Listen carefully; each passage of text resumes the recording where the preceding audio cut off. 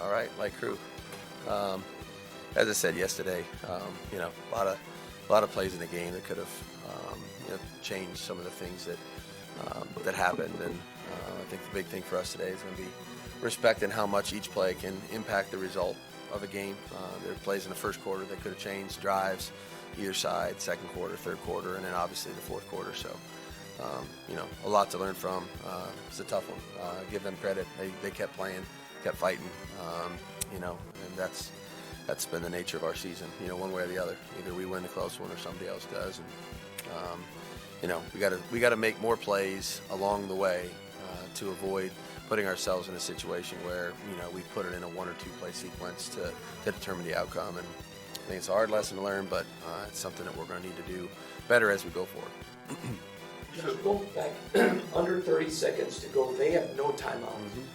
And you guys go with the press man coverage. Yep.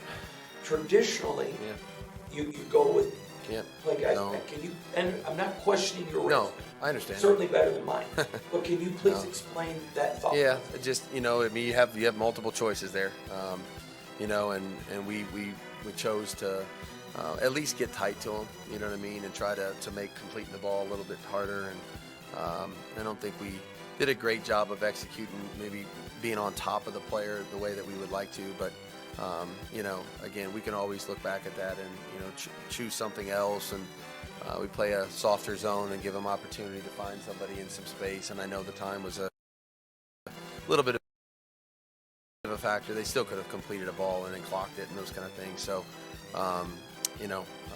hindsight is always 20/20, and I think for us, the message is just going to be whatever the call is, whenever we call, zone, man, split safety, post safety, just try to execute it as best we can to try to deny opportunities like that. You look back at the second half, do you think that maybe you got too conservative last night? Nah, when you look at the tape, there's opportunities to be made, and I don't know how many times Derek scrambled, but it had to be 4 or 5 at least, I think. And on a number of those, we were attempting to get the ball down the field, had some opportunities on some of them to do that. Again, passing the ball is a complimentary thing. I've said it all year, and I won't stop saying it because it's the truth.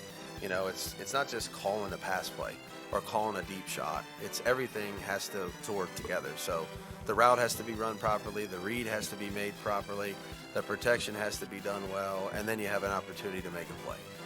Just because somebody calls something, which there was a number of them called last night, doesn't mean that the ball's ultimately going to get fired down the field or we're going to have great success. When we've had success this year, it's been the result of everybody doing their job well. That's the reality. And so I didn't call the game any differently yesterday than I have any other game this year offensively, and I just felt like we didn't have as much success taking advantage of a few opportunities that were presented to us for a number of reasons, and again, they deserve credit. They played hard. They had some things inside to give us some trouble in the middle of the pocket and forced Derek to move a little bit more than what we would have liked, and so there were opportunities that we weren't really able to take advantage of, as opposed to just we didn't attempt to. I just don't think we really didn't convert many of them, is really what it was. Last night you hadn't been able to see what happened on the Tillery penalty? Yeah, now I saw it. I mean, obviously he knocked the ball out of his hand. Look, at that point it's 2nd and 19 or 2nd and 20 and the clock's running. The message today is let's just get back to the line of scrimmage and play the next down. You know what I mean? There's nothing really for a defensive player, an offensive player. There's nothing good that happens after the whistle. When you're doing things like that, it doesn't matter what it is, shoving, pushing, saying something. You don't get points for that. There's nothing good that comes from it. So I'm sure Jerry will see that. I'm sure he feels bad about the situation, and we'll try to coach and correct it again today. Gosh, you got to see the film, but from the 7th floor of the press box, on Derek's first interception, it looks like he got a guard pushed into him after he starts the motion. Yeah. We're not making excuses, but reality is reality. Is that what happened? Yeah, there was some compression in the pocket. You know what I mean? So we may have had something else available a little bit earlier, or as it was kind of coming in his face. But again, like I said, passing the ball is a team thing. It's not just call a pass play and it's going to magically work because it's a pass play. It's the design has to be well done. The execution of the route has to be done properly. The read, the protection has to be inside out. We have to anchor the middle so he has a chance to step up and throw. So we've had a lot of good throws this year, a lot of good pass plays, a lot of success doing some things. And when we've had that, it's not been just because of, Devontae ran a great route. Well, there's a lot of those, but Derek did something right. The other part of the pattern was executed well. The protection was done right. And that's always what it is. It's a team thing. And so, I thought we were doing a really good job of taking the last shot there at the end of the second quarter. We were manipulating the ball down the field and trying to end the half with a score and try to go up 20-3 if we could. And, that play obviously didn't go our way. So it's something to learn from for us. The momentum that you had built up with the 3-game winning streak, does it feel like a step back with the way it lost? None of them feel good, Q, as you know. It's a gut punch, and God, we've had a few of them, where we got a chance and just for whatever reason don't end up getting it closed out, and there's been a number of reasons why. And so, look, I think we have a mentally tough group. I think we've handled some adversity this year with a good attitude and the right approach, and that's what we all need to do. We're professionals, and we'll have an opportunity. They'll have an opportunity to get a little rest here and try to get their mind away from things for a few days, and then when it's time to come back, it's time to go back to work. We got 4 more games that we have control over, and put everything we got into them and see what happens. You said all year your team has been good about win or lose. It's not too high, not too low. And you just said, you've been through this before. But in the locker room last night, it felt different. Did it feel different to you? Well, I think guys knew that there was an opportunity. You know what I mean? We had an opportunity, certainly, and we had earned the right to be in that position where, we're getting closer to, clawing back into some things here as the season winds down. And I certainly think that our team felt like we had an opportunity yesterday. We were in position to have a chance to win. That's the reality, and we had, however good or bad we had played up to that point, we had played well enough to earn that right, to be in there and try to close it out and get to 6 and 7, and that's, I think, what everybody put a lot into last 4 days to try to get that done, and so, the disappointment and the frustration of not being able to close it is palpable. Easily to see. But that doesn't mean you have a bad locker room. It doesn't mean that anybody's pointing fingers or blaming others. The reality is we let an opportunity go, and and I'm responsible for that. So if they want to point a finger, point it at me, and then, we're going to try to go back to work and fix the things that aren't being done well enough to close out these close games. You talked about learning how to win, and clearly over the 3-game win streak they did. But when you're giving up multiple double-digit leads, is that killer instinct? Learning how to put your foot on somebody's throat. I don't know if it's a killer instinct as much as it's just continuing to do your job.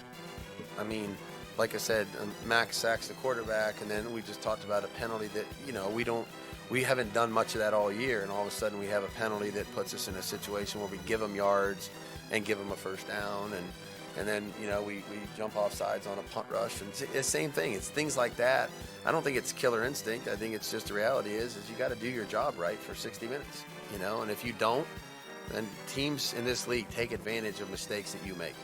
And so, I've said it before, and I know people get tired of hearing it, but, you can't win until you stop from losing. And those kind of things can affect the outcome of the game. They might not determine it right then and there, but they have some kind of an impact as the game goes along. And I think our team is starting to really understand that. I think that's what they feel, and they feel bad about when they make a mistake like that. It sucks, and so any disappointment like that should be kept, where it needs to be kept, which is, look, we can do something better about it as we go forward and try to make a difference as we do.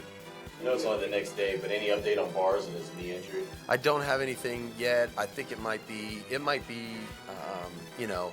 a little bit of time here with AB. They're going to do a couple more tests, but he got bent over. I mean, if you guys saw the play, we were lucky we didn't break his leg. So, I think it's probably going to be a little bit of time. Josh Jacobs. Nothing yet. I think the X-ray was negative, so I think that was a good thing. So, nothing new as of this point. When you punt on 4th and 1 on that last possession, you can't ask for a better result, obviously, than what you got. Yep. But how much of the thought process of maybe deciding whether to punt or not is, hey, look, the quarterback on the other side has only been here 2 days. There's not probably much 2-minute drill they can do. Did that weigh into the decision to punt? I just think look, we had an opportunity on 3rd and 1. We really did. We didn't do anything with that opportunity. That's a fact. And so we didn't do very well with it. And so, that being the case, I don't think it wasn't a big discussion for me, in terms of what we were going to do.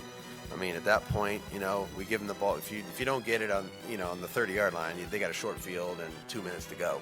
So it could be trouble. So I think AJ executing it the way that he did and putting them 98 yards away from a touchdown. I don't know what else we could have asked from him or the punt team. And you're hoping at that point that you have an opportunity to close the game out. Playing defense and stop them from going 98 yards. That's the reality. Well, you had a little bit of unorthodox formation. Talk about tight Yep. and back. Was that just a look? It was just a short yardage thing. It was a very similar play to what we've run that play multiple times, just the different formations, different looks, and all that. But you force the defense to try to react a little bit differently, and unfortunately, we didn't do a very good job of executing the play in general. Sometimes when you have a short week, that means you have a long week after 10 days. Yep. But this maybe not a 10 days that you. There's a game coming up that you probably don't want to talk about for 10 days, maybe. Is this maybe a negative to have 10 days? Meaning you don't want to talk about it as in. This game on the horizon. Yeah. You have extra time to talk about it, to think about it, to be asked about it, to do interviews all over the place. Everybody's going to be talking about it. Is that maybe a negative to have 10 days before that game? No, to me, I think it's the next game on the schedule. Look, it is what it is. I used to work there, and we have a couple players that used to be there and a couple coaches, but this is an important game for the Raiders. Whether we were playing the Patriots or any other team. So I don't really put any stock into the different things, and you guys are gonna have a hard time finding me the next couple of days. So it is what it is. You guys all set? Good to go. You did mention that was a loss that you guys had an opportunity in front of you. You thought for 58 minutes it looked like you were going to win it, and the playoff percentages are obviously very impacted by it. You're still alive, but greatly impacted. How much are you worried about the mindset of there is still things to play for, getting back and focusing and going? Yeah, we haven't really talked about it to this point either. You know what I mean? So I'm not going to start talking about it now. We don't have any control over that. You know what I mean? So that's the truth. The reality is what we can control, and that's our preparation and our performance. And we're going to try to do the best we can with the opportunities that we have remaining. And if we do well with those, then we'll see what sorts out. But I think that's so far away from us now, and I think really what we've got to do is take the corrections from the film today, try to do the best we can with those, and then take a little bit of time and give them some rest, a little recovery time here for our bodies. Playing 3 games in 12 days is never easy for them, and then trying to come back here next week with good energy and prepare for a game like we prepared all year. That's what we can control. Thank you, Coach. Yep, you got it. Thanks, guys.